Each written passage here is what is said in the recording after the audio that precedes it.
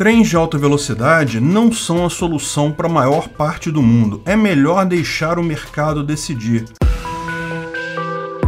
Esse é o Visão Libertária, sua fonte de informações descentralizadas e distribuídas. Recentemente, um tribunal italiano livrou o governo brasileiro de pagar um papagaio de 2 bilhões de reais a uma empresa italiana envolvida com a construção do trem-bala da Dilma. A empresa havia sido contratada para fazer o projeto preliminar e os primeiros levantamentos do trem-bala brasileiro entre Rio e São Paulo, que deveria ter ficado pronto em 2020. O custo desse estudo seria pago pela empresa que ganhasse a licitação para construir e operar o trem-bala.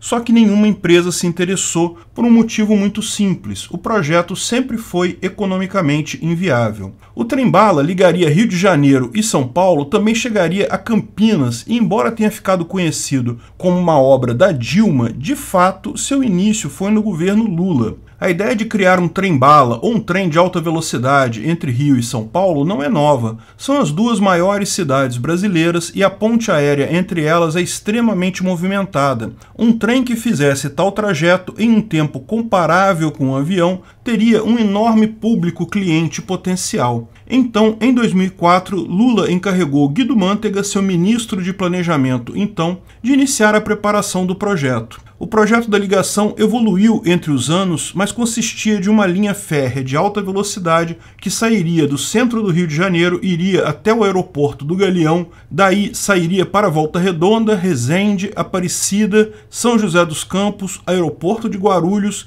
e então chegaria no centro de São Paulo. Mas não pararia ali, continuaria para Jundiaí, aeroporto de Viracopos e centro de Campinas. Nem todo o traçado seria de alta velocidade, mas a expectativa é que o trem conseguisse fazer o trajeto Rio-São Paulo entre 2 horas e meia e 3 horas, apenas um pouco mais que o tempo de um voo na ponte aérea, com a vantagem de ligar diretamente os centros das cidades. Lógico, olhando a coisa como uma ideia de usuário, seria ótimo, mais uma opção para ir do Rio a São Paulo, barateando o preço da passagem aérea e permitindo uma conexão mesmo com o tempo ruim, além de queimar menos combustível, ser mais ecologicamente amigável e tudo mais. Parece ótimo. O problema desse tipo de projeto de trem de alta velocidade é que é um projeto muito mais caro do que se imagina. A construção desse trem de alta velocidade iria requerer, segundo cálculos do governo Lula em 2007, um investimento inicial de 35 bilhões de reais, o que daria,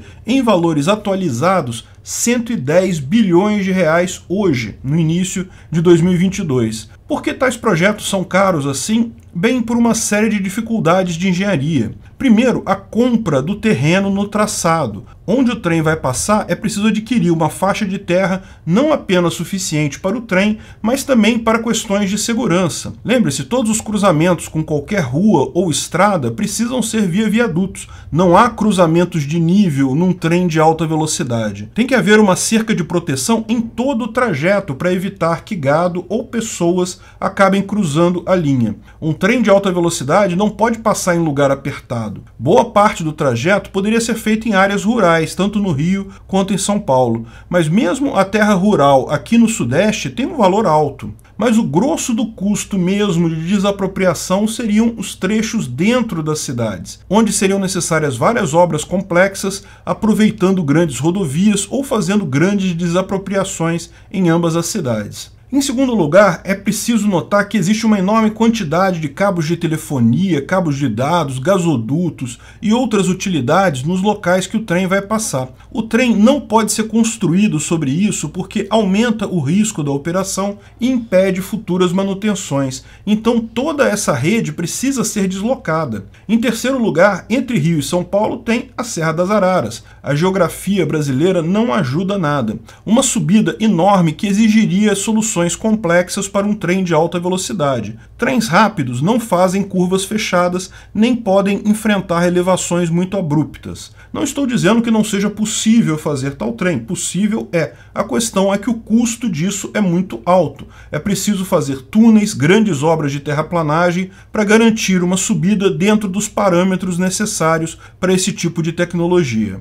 O primeiro leilão da concessão aconteceu ainda no governo Lula, em 2010, só que nenhum nenhuma empresa se aventurou. Muitas incertezas sobre projetos faziam com que, mesmo esse valor esperado de 35 bilhões, fosse considerado muito baixo. Não é incomum linhas desse tipo terminarem custando 2 ou 3 vezes mais que a estimativa inicial. Além disso, a crise de 2008 trouxe grande receio de novos investimentos. Para tentar um segundo leilão, Dilma contratou a empresa italiana citada para detalhar um pouco mais o projeto, definindo melhor quais seriam os traçados e soluções e assim diminuindo o risco de quem entrava no leilão. O novo leilão aconteceu em 2012 e também não teve interessados. O projeto morreu ali, ninguém nunca mais teve coragem de tocar nisso. Isso depois do governo já ter gasto uma fortuna com essas preparações e estudos iniciais, bem como ter criado uma estatal do zero só para isso, com 650 funcionários, que até hoje gera um custo de 600 milhões ao ano ao governo. Lógico, essa tragédia de desperdício de dinheiro só é tragédia mesmo para você, contribuinte, para a empresa italiana que levou o calote.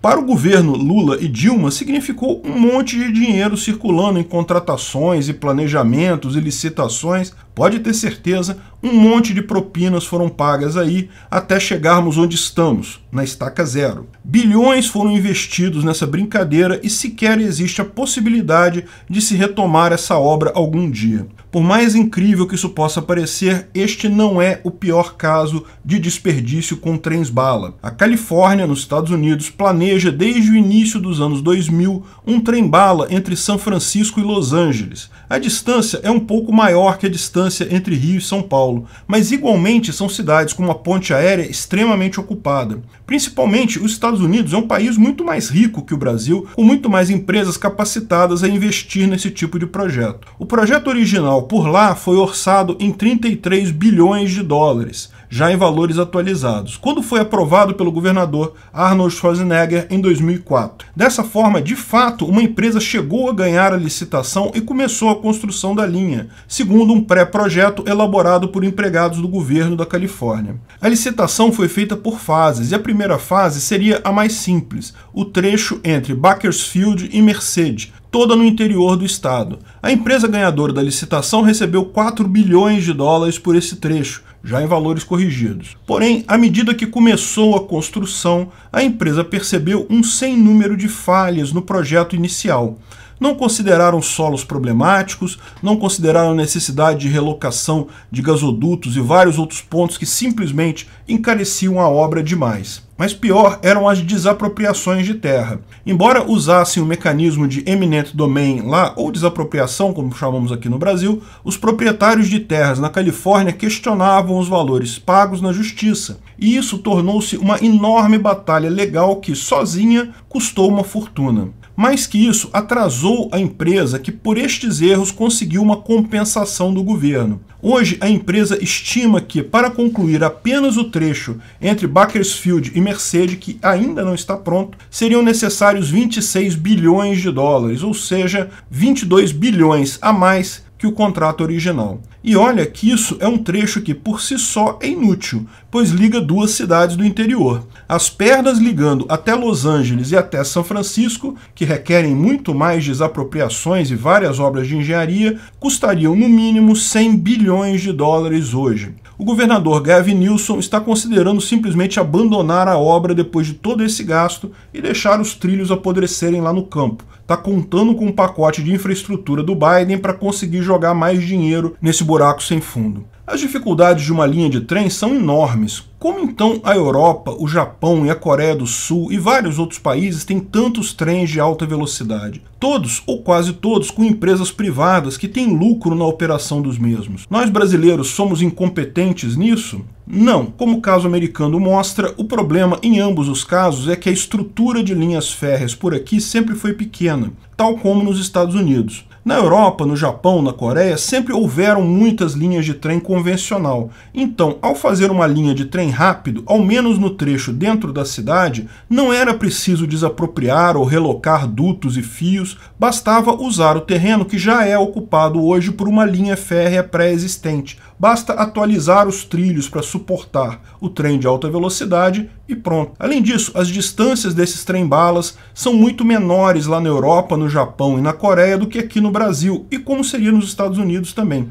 Na Europa, existem um sem número de grandes cidades a poucos quilômetros umas das outras. Isso torna a operação desses trens muito rentável. É um custo relativamente baixo para uma distância pequena, que as pessoas aceitam pagar por ser mais prático do que pegar um avião ou ir de carro. Aqui no Brasil, ainda temos o problema da geografia da Serra das Araras, que certamente não impede uma linha férrea, mas torna a construção desta muito mais cara. No final, trem-bala é uma solução linda, mas não é solução para qualquer rota. Para nós aqui no Brasil e lá nos Estados Unidos foi só dinheiro jogado fora. Os dois países continuam sem nenhum trem de alta velocidade. Você deve ter notado que não mencionamos um país específico nesse vídeo, a China, que tem distâncias enormes como o Brasil e Estados Unidos, sem ter rede ferroviária prévia e agora tem inúmeros trens-bala. Mas vamos falar sobre o caso da China em um próximo vídeo.